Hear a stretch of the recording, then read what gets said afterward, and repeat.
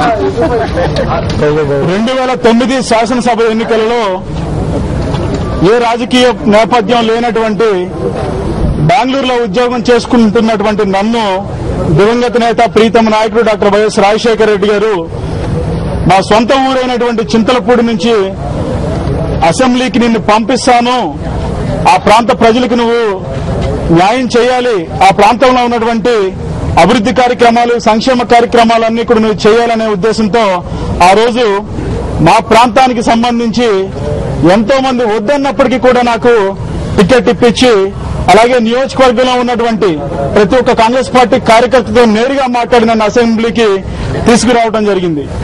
గెలిచిన 3 నెలల కాలంలోనే ఆ మహనీయుడు మరణం తర్వాత ఈ రోజు వరకు కూడా అసెంబ్లీలో ఉంటున్నామన్నటువంటి మాటే గాని అసెంబ్లీలో కాలు పెట్టిన ప్రతి క్షణం కూడా ఆయన మా ముందు ఉన్నట్టు అనిపిస్తా ఉంది. ఆయన మరణాన్ని ఆ రోజు నుంచి ఈ రోజు వరకు కూడా జీర్ణించుకోలేని చాలా మందిలో నేను ఒకడిని. ఆ రోజునే జగన్మోహన్ రెడ్డి గారిని ముఖ్యమంత్రిగా చూడాలనే ఉద్దేశంతో అందరితో పాటు మేము కూడా సంతకాలు చేయటం జరిగింది. దాని తర్వాత జరిగిన పరిణామాలన్నీ కూడా మీ అందరికీ తెలిసినవే. కానీ అక్కడి నుంచి విజయవాడ దీక్ష వరకు కూడా కొనసాగినటువంటి నా ప్రయాణం అక్కడితో కొన్ని కారణాల వల్ల ఆగిపోవడం జరిగింది. ఈ ప్రశ్నకు స్పష్టంగా సమాధానం నేను చెప్పాలని చెప్పి అనుకుంటున్నాను. చింతలపూడి నియోజకవర్గానికి సంబంధించి అభివృద్ది విషయంలో గాని సంక్షేమం విషయంలో గాని దివంగత నేత ప్రీతమ నాయకుడు డాక్టర్ వైఎస్ రాజశేఖర రెడ్డి గారు బతుకున్నప్పుడు మాతో స్పష్టంగా చెప్పారు, ఎట్టి పరిస్థితుల్లో ఎన్ని అవమానాలు ఎదురైనప్పటికీ కూడా ఎన్ని ఆటంకాలు ఎదురైనప్పటికీ కూడా మనోధైర్యంతో ఆ నియోజకవర్గం వెనకబడిపోయిన నియోజకవర్గం దానిని అభివృద్ది చెందించమని చెప్పి ఆయనకి ఇచ్చినటువంటి మాట ప్రకారం దాదాపు 200 కోట్ల రూపాయలతో నియోజకవర్గాన్ని అభివృద్ది చెందించడం జరిగింది. అయినప్పటికీ కూడా రాజశేఖర రెడ్డి గారి కుటుంబానికి దూరంగా ఉంటున్నామనేటటువంటి ఒక అభిప్రాయం ఒక బాధ ఆ రోజు నుంచి ఈ రోజు వరకు కూడా మనసులో పూర్తి స్థాయిలో ఉంది. అంతేకాకుండా ఆ కుటుంబానికి ఈరోజు జరుగుతున్నటువంటి అన్యాయాన్ని కూడా ప్రశ్నించలేని సందర్భాలు చాలా సందర్భాల్లో బాధపడిన సందర్భాలు ఉన్నాయి. అటువంటి ప్రయాణం నుంచి ఆ కుటుంబంతో రాజకీయ ప్రయాణం ఉండాలని ఆ కుటుంబం వెనకమాలే ఉండాలని చెప్పి నిర్ణయం తీసుకుంటం జరిగింది.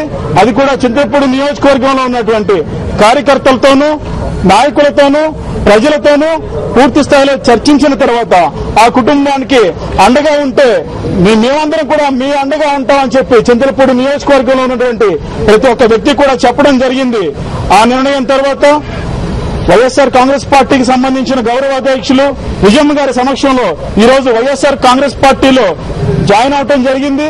ఈ క్షణం నుంచి వైఎస్ఆర్ కాంగ్రెస్ పార్టీకి ఒక కార్యకర్తలాగా పనిచేస్తానని చెప్పి సందర్భంగా తెలియజేసుకుంటూ ఈనాటి ఈ కార్యక్రమానికి విచ్చేసినటువంటి మా పశ్చిమ గోదావరి జిల్లా వైఎస్ఆర్ కాంగ్రెస్ పార్టీ ప్రెసిడెంట్ అయినటువంటి బాలరాజు గారికి అదే రకంగా మాజీ మంత్రివర్యులు పెద్దలు గౌరవనీయులు మారెప్ప గారికి అలాగే మా మిత్రులు మా సహచరులు నరసాపురం మాజీ శాసనసభ్యులు ప్రసాదరాజు గారికి అలాగే పెద్దలు గౌరవనీయులు జ్యోతుల నెహ్రూ గారికి అంతేకాకుండా మా గురువు గారు మా మామగారు అయినటువంటి పాయకరావుపేట శాసనసభ్యులైనటువంటి బాబురావు గారికి అందరికీ కూడా నా ప్రత్యేక ధన్యవాదాలు తెలియజేసుకుని సెలవు తీసుకుంటూ ఉన్నాం.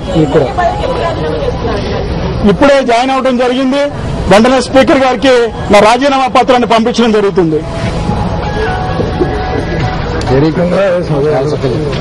చాలా చక్కగా చెప్పండి.